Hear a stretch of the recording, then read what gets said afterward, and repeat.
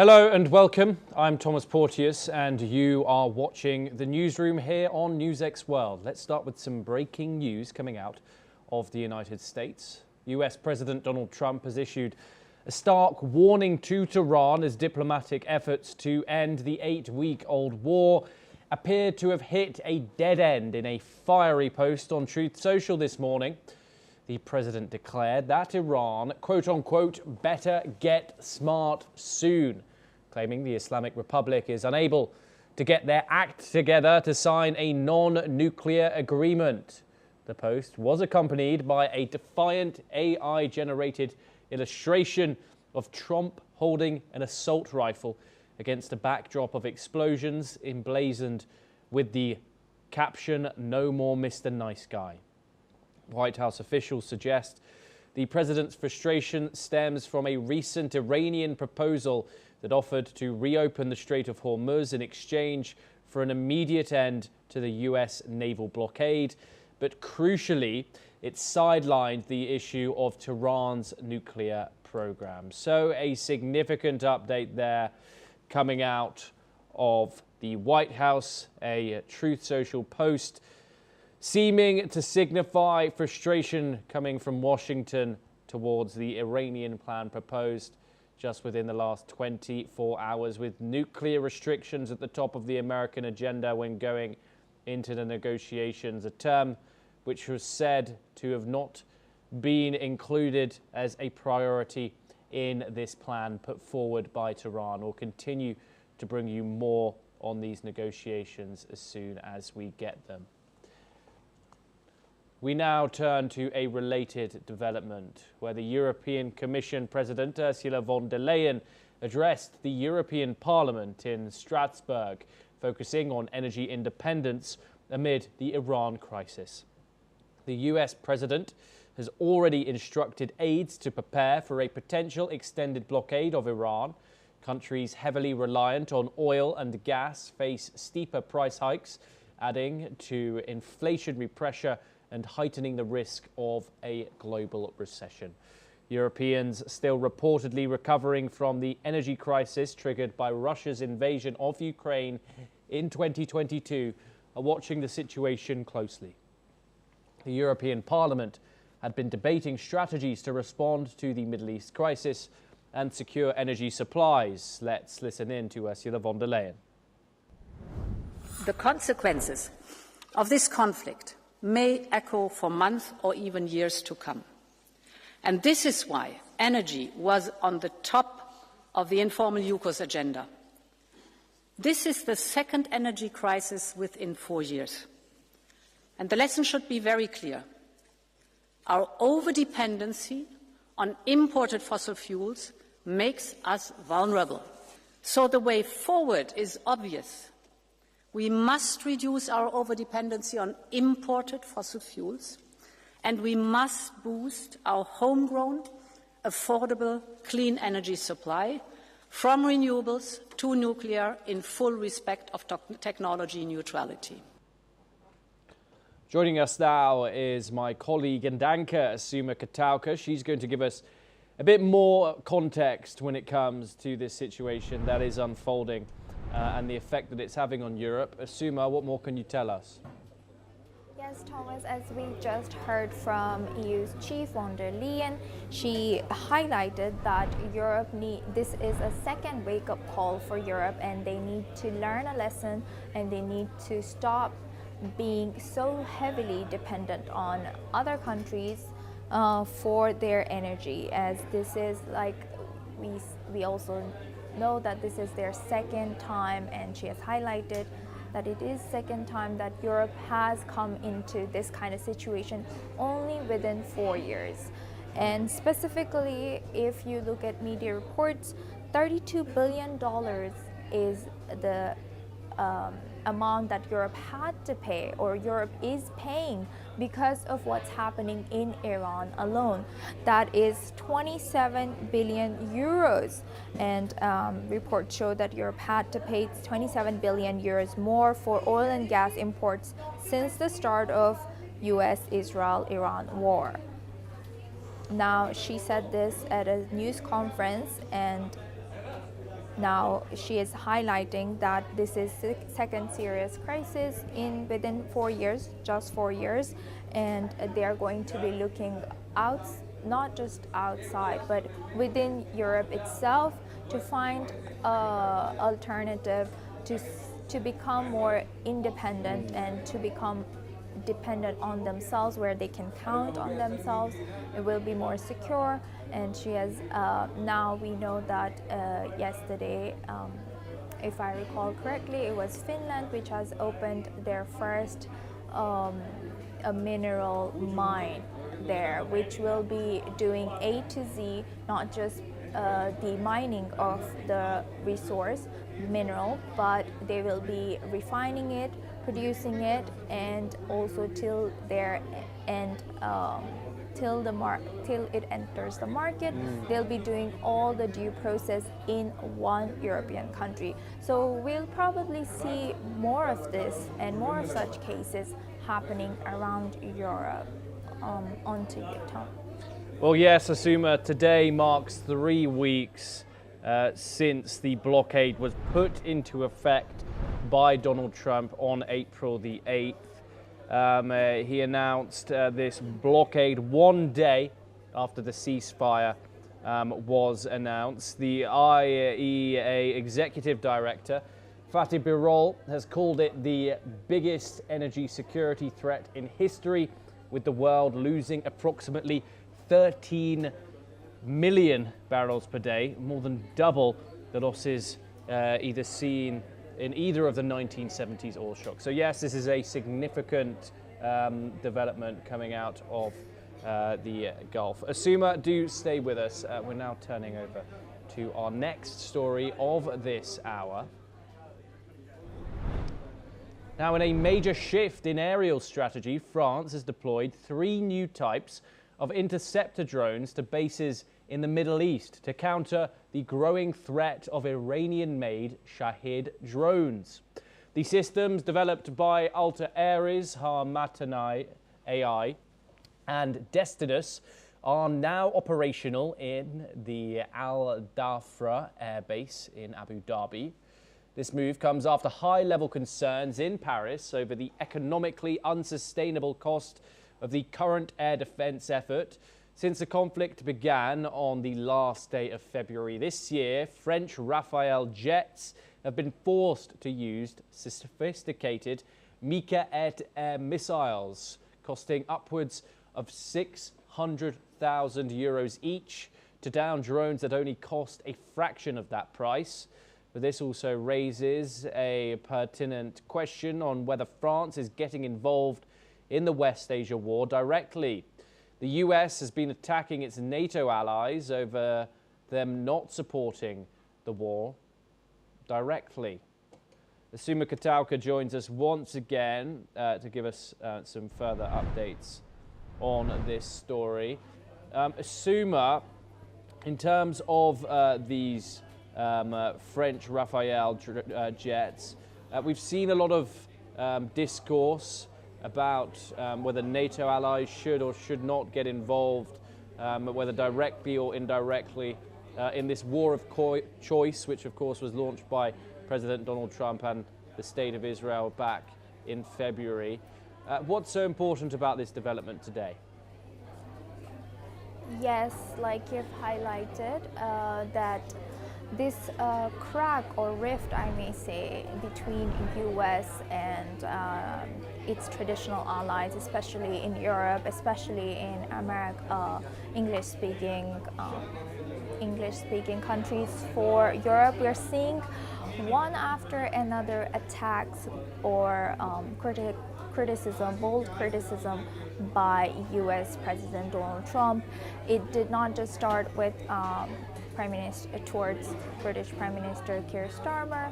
It went on, and now we're seeing some more with German Chancellor Friedrich Merz. Now, going back to one of these things is the rift that's coming in between NATO. Now, this NATO alliance has a long history and was seen as something stable, was seen as something for Western countries to be able to rely on as an alliance. But that is in fact coming in shaky this year ever since President Trump started criticizing the NATO countries, and also we saw in January we saw his claims towards Greenland as well, and we're seeing yet another development, that is Rafale jets, which are made in France, that's been seen as countering and defending the incoming attacks that's coming in from Iran to Arab countries. Now, those countries do have some countries among them do have some pacts with, or they have bought Rafale jets from France, but this is a big development as we are seeing this jet particularly being used to counter these attacks. Well, it makes us think that is this direct support from France itself, or was this always in their defense capabilities or in their defense stocks among the Arab countries? Asuma, thank you very much for bringing us that info. France's military presence in West Asia, of course, is one of the many countries that make a significant one, but that, of course, also puts it in the firing line. Roughly 900 French personnel are distributed across the Mina Zayed Naval Base and the Al Dhafra Air Base in Abu Dhabi. French Rafales that were stationed there were already being flown to neutralize these drones. Yet these incredibly cheap but incredibly hard to strike Shahed drones still struck the naval installation and caused material damage. France maintains the Camp de la Paix base to ensure navigation in the Strait of Hormuz, to also support coalition maritime security operations and strengthen defense cooperation with these regional partners. As you've said previously, the cost problem is a huge one. Paris has raised the alarm that the intensive use of these MICA air-to-air missiles was leading to the rapid depletion of stockpiles, negatively impacting the combat readiness of the French air and space forces. These drones have caused huge problems for both the Americans, NATO allies, and of course the Ukrainians. The Shahed drones were originally, which what we're showing you on the screen previously, were these small, cheap, unmanned drones with loitering munitions developed by the Iranians years ago for their cost effectiveness. And so that is why this is so crucial. And in terms of the scale and the of the air defense challenge, these Iranian strikes have already destroyed these UAE Air Force Saab GlobalEye airborne early warning systems. And this underlines just how saturated and strained the air defense picture has become in the region. So the key question remains is France now getting involved in this conflict, indirectly as it may be, but this could lead to the French being a target in future conflict if that ceasefire does decide to topple. We'll continue to bring you all the updates coming out of the Gulf as soon as we get them. We now turn over to Europe, where Kosovo is heading towards a possible snap election after lawmakers failed to elect a new president within the constitutional deadline. Parliament held multiple voting rounds, but the ruling party and allied minority groups were unable to secure the required two-thirds majority in the 120-seat assembly. Opposition parties boycotted the process, leaving Prime Minister Albin Kurti without the broad support needed to appoint a head of state. Officials say a new election could now be called within days and must be held within 45 days under the Constitution. The political deadlock raises concerns about continued instability and governance challenges in the country. We'll bring you more on that as soon as we get further developments coming out of that election. But we now head to Southeast Asia, where Thailand's Department of Corrections has confirmed that jailed former Prime Minister Thaksin Shinawatra will be released on parole next month. The 76-year-old billionaire is set to leave Klong Prem Central Prison on May the 11th, having served 2/3 of his one-year sentence for corruption. While initial reports suggested a requirement for electronic monitoring, the Justice Ministry's Parole Committee ruled today that no monitoring bracelet will be necessary due to Thaksin's age and chronic health conditions. Upon his release, the former leader will remain under probation for 4 months, during which he must stay at his family residence in Bangkok and report regularly to authorities. His sentence is officially scheduled to end on September the 9th. We stay in the Indo-Pacific up next, where 4 Indonesian soldiers have gone on trial over an acid attack on a human rights activist in Jakarta. Prosecutors say the men targeted Contras activist Andre Yunus to silence his criticism of the military. Yunus suffered severe burns and lost vision in one eye after acid was thrown at him last month. The 4 accused officers worked for Indonesia's Strategic Intelligence Agency. Military prosecutors have charged them with premeditated assault, which carries a maximum sentence of 12 years in prison. The case has sparked strong reaction from rights groups and international observers. Indonesia's Human Rights Commission says more people may have been involved in the attack. Let's listen to what the military prosecutor Upenjaya Sepena has said. Terdakwa 1 dan 2 mengakui telah melakukan kekerasan terhadap aktivitas kontras, aktivis kontras sebagaimana yang viral di media. Dan saat melakukan kekerasan tersebut tidak hanya terdakwa 1 dan 2, akan tetapi adanya keterlibatan dari terdakwa 3 dan terdakwa 4. Bahwa latar belakang para terdakwa melakukan penyiraman cairan kimia kepada saudara Andre Yunus adalah untuk memberikan pelajaran efek jera kepada saudara Andre Yunus supaya tidak menjelek-jelekan TNI. Now we turn back to Europe. French prosecutors have launched a fresh investigation following the sudden reopening of the notorious adult website Coco, now rebranded as Coco Land. The platform gained international infamy during the Pellico mass rape trial, where it was revealed that Dominique Pellico used the site's chat rooms to recruit dozens of strangers to sexually assault his sedated wife.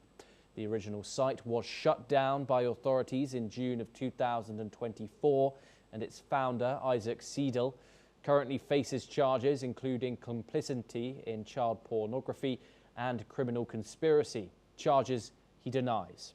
Despite his legal team claiming he has nothing to do with new iterations, the coconut-themed platform was reportedly accessible again this week. The move has sparked outrage among child protection advocates and women's rights groups. France's Commissioner for Children, Sarah El-Haïry, has called the site's return a slap in the face to victims, vowing that authorities will hound the operators without respite. This comes as activist groups, including those co-founded by Giselle Pellico's daughter, call for a broader crackdown on so-called rape academy platforms, where predators exchange tips on drugging and filming victims. Asuma Katauka joins us once again on this story. Asuma, what more can you tell us about this website, its reopening and the significance of it? Yes, activists and many people are criticizing this latest news in what you have just read out, told us about this another website reopening with a name Coco. Now that was seized back in 2024 because it came out, or it was finally brought to daylight with Giselle Pellicot's case. As we know, she has now become a symbol of courage, and her daughter also, Caroline Darian, has been a tireless advocate for victims of drug-facilitated sexual assault. However, we are seeing an emerge of such a website emerging again, and activists are calling that this is a failure for the technology, which moves fast in one click, and laws which are unable to follow up or unable to keep up or move ahead to prevent these kind of websites to emerge, or these kind of cases or history repeating itself. And also something a lot of our viewers, including myself, might assume that Europe might be ahead in terms of controlling such, but it seems like a lot of countries, including Europe, is struggling. Now, yesterday we saw a report saying that EU is moving forward with unifying their definition of what rape means. That is yet to be held in voting, and we will be seeing how this unfolds. But now investigations have started on this new website, Cocoland, and investigations are also not just looking into this website, but also into other websites that might be emerging in the dark web. Asuma, thank you so much for bringing us up to speed with those stories. It's a pleasure to talk to you. This Coco platform, a French language platform which was linked to a series of serious crimes, including the sexual abuse of children, rape and even murder. It was registered abroad initially, but shut down by authorities in June of 2024. Its most notorious connection was, of course, the Pellicot case. Dominique Pellicot began adding sleeping pills to his wife Giselle's food, rendering her unconscious, and then invited men he had contacted on said website to rape her while she was drugged. A horrific case, internationally known, of course. Now we move on to our next story. And over to Africa, where South Sudan is facing a deepening hunger and a malnutrition crisis as conflict continues to displace thousands of people. The World Food Programme says 7.8 million people are unable to find enough food during the current lean season. Women and children are being hit the hardest, with malnutrition levels rising across several communities. Let's listen in to what one of the women who lives in one of these communities has to say.